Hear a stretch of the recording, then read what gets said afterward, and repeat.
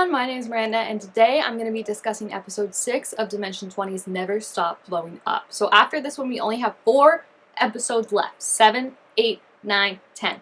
That's how counting works. And I'm getting to that point where it's like, I'm excited to see what the next season's going to be, right? But I'm also really sad that this season's going to be wrapping up because I totally could have had easily a 20 episode season of this. I just love Never Stop Blowing Up so much, and I just think it's a combination of the world they're in, the players themselves, and the chemistry they have at the table just gets literally better and better each episode. You think it can't, and then it does. Also, the characters that they're inhabiting in this, both the alter ego, superhero, movie action personas, and their real life video store workers are just so entertaining, and it's amazing to see the journey that they've gone on. I mean, it's episode 6, so again, we're more than halfway through, but we've still got so much time to develop stuff and change stuff. But I mean, just Vic, I was tearing up with Wendell's whole stuff about how his betrayal, as much as Sean Nitro's betrayal was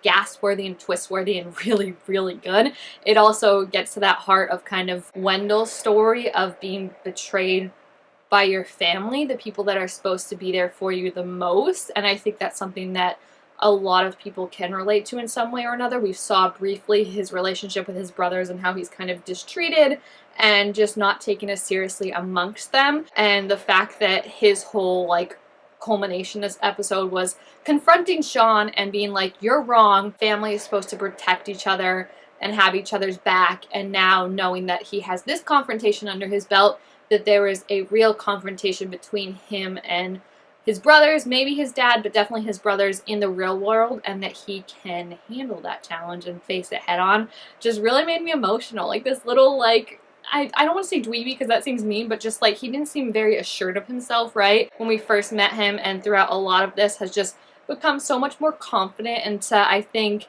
it's a feeling a lot of people can relate to, of realizing hey, this confrontation is going to happen and you're going to stick up for yourself, but you have it within you to do it. I think was just so inspiring and touching, and you just love to see someone gain confidence and self-assuredness, and it's just great to watch. So I'm excited to see how that's going to develop. And also it made me think I didn't really think about it, even though it's kind of duh obvious, but I bet a bunch of the last episode, maybe even the last episode, depending on how stuff here goes, but a lot of it will probably be dedicated to them taking what they've learned in this world and applying it to the problems they're having in the real world. And that made me just even more excited to see how all of them are going to take what they've learned and take these kind of newfound skills and more confidence that they have in themselves and apply it to their situations that are happening. And that just has me so excited for again, I could see it being episode 10 is the whole thing, since there's so many characters to wrap up, but I'm just excited to see that. Other than that, this episode was called Meet the Santangelos. Lucy Santangelo, a woman after all our hearts, I believe. She has D20 in weapons. She's just so amazing. Every time she was kicking Jennifer Drips was so hysterical, and I love how Allie really played into it of this big emotional moment with Wendell of being everything is gonna be okay. You've got this.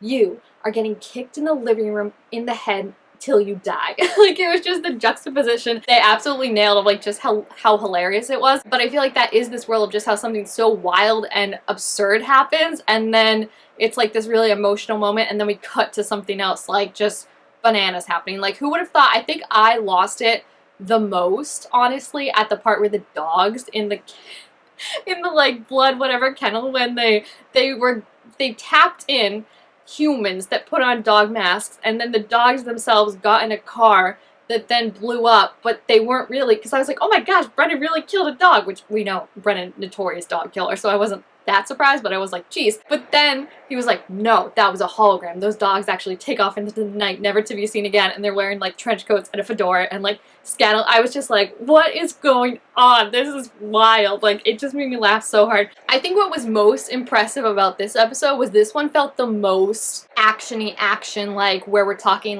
when it's a true top level of Die Hard, Fast and Furious, when impossible stuff is seemingly happening and you're just rolling with it, which I feel is wild to say, because obviously episodes before this had moments like that where it's just what is going on, the hotel scene in particular. But I think definitely the cut between what's happening at the Santangelos house and then at the dog fight, like just going back and forth, having two like really, like not having a thing to really break it up and having two like really intense things happening was just like so, like I was glued to the TV. I felt like locked in, and it was just so like wild and absurd to see. Yeah, like I was like, how are they going to get out of this house? They're being completely smoked out. And then Vic being able to pull off, or Wendell as Vic being able to pull off like the donut so much that the red smoke just covers the sniper lasers. But then also like that awesome check he had where he literally double exploded. I was so pumped. Like knowing that they had bought the Diesel Circus for this exact thing. Like when he double exploded, I literally leapt up out of the couch. It was like late at night, so I was like lounging, and then he double exploded, and I was like, yeah!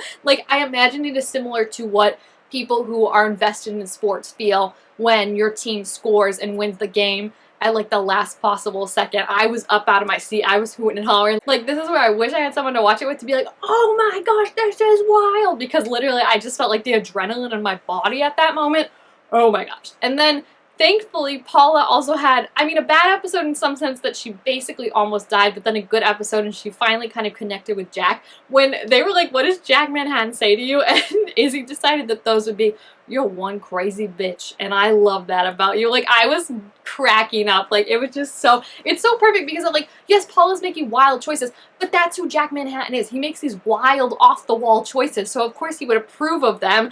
Deciding to grab a cannon that is firing at you is so funny, and the fact that it worked, I feel like this is like her idea of throwing that grenade at the backflippers walked so this idea could run, right? It's like it wasn't in that moment meant to be, but here everything has come together perfectly. And also the idea of her like shooting the bullets out of her back at the snipers, like a toad releasing like the poison or whatever, the visual. And I was so glad that they decided to animate that scene in particular, because it was so funny. Like when Paul is always so funny, but I feel bad when like her stuff doesn't work. When it does work, it's even better because it's funny, and then you're like, and it works. And that is like what this season is all about, is like taking these like impossible, absurd, why would anyone do this swings, and then it's sticking. You know, though that's what the core of like Fast and Furious Die Hard is about, is like no one should be able to make these choices and have it work out, and yet somehow and probably it does.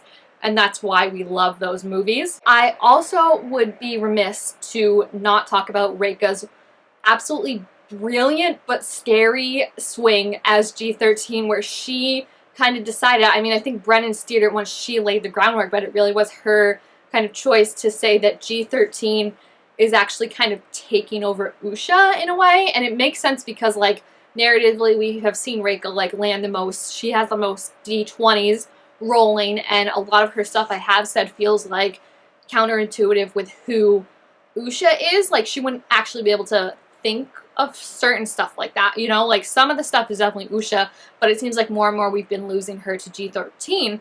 So then for Reika to make this decision that, yeah, G13 is actually aware that he's kind of in a movie and is trying to get to, like, basically if your sim learn consciousness and then was trying to get to you through the game, that's horrifying. And it's also horrifying to me, I think, that no one else has really noticed. I know they all have a lot going on, but I think it's just sad to think that, like, none of them are like, hey, Usha, you okay? Because it's really scary to think, like, I could see a world where, like, Reika and Brennan decide that, like, Usha's gone, or maybe gone for a little bit, and G13 is the one that comes through the VHS tape and is the one in the real world, and, like, the mayhem he would get up to. I really worry about it, but it's such an interesting character choice, and it adds this, like, it's a very silly, fun season, and it adds, I think, this kind of scariness to it of, like, she's losing herself. And I even saw someone discussing online, like, even if Usha is able to, like, crawl her way back in and get it, like, are those parts of her just gone now? Will she get that back? Will this be, like, a blank memory for her and she doesn't remember what's happening? Does she lose memories in favor of G13's? Like, is he actually, like, erasing her coding to put his in? And I think it just brings up all sorts of interesting theories and questions about, you know, how Vic and Wendell are kind of merging perfectly as one. I think Paula and Jack have an understanding of each other too. Jennifer isn't really, we haven't seen her a lot, but I think she's supporting Russell while kind of not taking over, you know. Dang and Greg have not interacted at all, but I think that makes sense because I don't think Dang is really asked for. I feel like he's been like, I got this, and then when he doesn't got it, he's like, oh my gosh. Can I just say I've never related more than when Dang was explaining, like, you know, when you're like really like good at something's easy and it's good and it's fun because you're good at it, and then the first time that you're like, oh, I'm not doing good at this, you just like shut down. Like every gifted kid in school I think could relate to that, of how it's like you're so used to something being easy, and then as soon as it's not easy, you're like, I don't want to do this anymore. And I just think it was narratively and emotionally. I mean, Jacob has taken some awesome, awesome character choices with Dang. And this one especially, like, I just love how he's not afraid to really put himself out there. And it's not like he's, like, falling back and being like, I'm going to follow other people's, you know, kind of thing, since it's his first time. I don't think it's his first time playing D&D. I could be wrong, but definitely his first time, like, on Dimension 20. I just love that he's able to, like, bring this whole narrative to it, because it just makes it so much more, like, oh my gosh, my heart was breaking. But then even when, yeah, like, Liv as Kingskin was like, whatever you do, like, whatever decision you'll make, I respect you. Like, oh my gosh, it was just, this is like an emotional episode. Like, this was the one I most felt like. Episode 3 is forever going to be my favorite, okay? Like, that is when I need a serotonin boost. I go and watch episode 3 because that episode is just wild. But this one had it all. It had, like, the emotional moments that you could relate to. It had the absolute action that was cool, but then it had, like, these absurd choices that ended up working, and then it had, like, this, like, tenseness and scariness that is still there with G13 taking over Usha. And I just feel like that really adds, like, a scariness to it that I did not. I expected the scariness to be if they die and they get stuck here, they don't get to go back in the real world, right? I didn't expect the idea of, like, someone actually being taken over by their character and their personality being erased. That's horrifying, especially think that Usha is in there somewhere, and, like, how cognizant is she of exactly what's happening, you know? So, I mean, complete kudos to Reika. I feel like she is very underrated as a player in general, but she just makes the best choices. Like, that choice, and then also the idea to go into the dogfight and do the thing with the frequency disruptors was such a smart idea. Her whole meeting with Haldwell, where she just hit him and then he could not stop peeing himself, was so, so funny to me. I'm still keeping an eye out for Dave. I think he's out there still, okay? I know he's got to be one of these characters, and I don't know if he's disguising his voice or if there's just someone we haven't met that, like, everyone, like, Haldwell and Presario kind of reports to or something like that. So there's a lot of theories in my head right now. I feel like I'm very excited for the new stuff they unlock, the suites, since they have so many turbo tokens.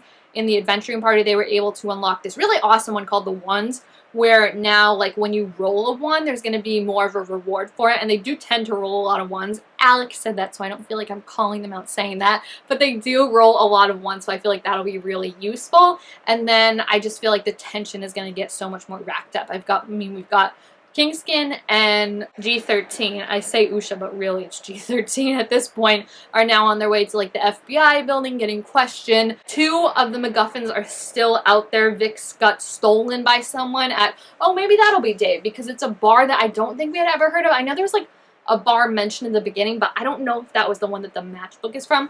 We also have this thing where Agent Haldwell just has a finger missing and carries it around. He's also married, apparently, or at least, like, still wears his wedding ring, so there's a lot of questions about that. I do have to say, when Reika traded the finger for the badge, I was like, I would have kept the finger. You know, I get the badge was good, because then Jennifer and Russell got their MacGuffin back, but the finger, there's just so many questions about that you're like, I need to investigate this more. So hopefully there's more with that, because there's definitely stuff being set up with, like, what side is he on of a double agent, because he definitely seems not good, not trustworthy. Why is his finger missing, and why is he carrying it around like that? So yeah, we got more of the MacGuffins back, but we also, in the process, lost Vix, which sucks. But we have a lead on where it is, which is good. Maybe that'll be Dave. That'll be kind of fun if he's like, you guys aren't going back here, just me. So yeah, we'll see. I definitely feel better, but, like, there is still 4 episodes left. So, like, I don't feel too great that they have 4 MacGuffins, because I feel like there's definitely still a lot of time to lose them. And if people in this world are stealing them or targeting them, that could be bad. I also don't know how that whole works. Like, if G13 will figure out that maybe he doesn't need the MacGuffin, like, maybe that's, like, tying you to your world. So if you're not technically from that world, you don't need it. So I wonder if he could just go out himself, as long as he has, like, his, you know what I mean? As long as he's aware of it, maybe he can just go out. I don't know. So I could see him maybe trying to destroy the MacGuffin so that Usha can't get out or something like that. I don't know, man. I'm stressed, and I think there's a lot going on, and it's really great, but it's really stressful. So yeah, if you have seen this episode, please let me know your thoughts and your theories about everything that happened down below in the comments. Also, make sure to give this video a thumbs up if you enjoyed it, and I will see you guys next time. Bye!